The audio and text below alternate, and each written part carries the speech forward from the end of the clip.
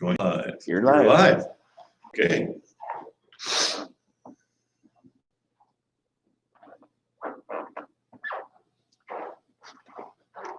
Okay, we're live on both fronts, huh? Facebook and Facebook. And so we're starting out. Our first message is entitled, The Wonders of God. We got it going, son. The Wonders of God, John the Baptist. So this is taken out of the Gospel of Luke. Our verses today are taken from Luke 1, verses 1 through 25. And we're going to be using selected verses from those 25. So we're going to be talking about a miraculous birth. Everything about God is wondrous and miraculous. God is supernatural. Natural is the order of things in God's creation. God's creation is orderly, with laws, and predictable. Supernatural is that greater than what he created. In the same way, a computer designer is not confined to the design of his computer. He is more than the computer. God is more than his creation. He can manipulate it, and he can intervene however he wants. However, God has confined himself in a few areas. He cannot go against his nature, such as his goodness. Everything he does must be good. He cannot go against his word or his promises. He cannot lie. In Hebrews 6, verses 17 and 18, God also bound himself with an oath so that those who receive the promises could be perfectly sure that he would never change his mind. God has set in motion grace and forgiveness through the cross. God can't change his mind later. We can bank on it. As the American expression goes, we can take it to the bank. 18. So God has given both his promise and his oath, two things that are unchangeable because it is impossible for God to lie.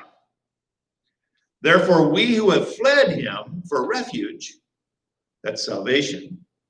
So God can do whatever he wants, with the exception of he cannot violate his goodness, and he cannot violate his oaths and promises. Thank you, God. Because God is supernatural, he does whatever, whenever he wants. Psalms 135, verse 6. The Lord does whatever pleases him throughout all heaven and earth and on the seas and in their depths. Then Isaiah 46, verses 9 and 10. Remember the former things long past, for I am God, and there is no other.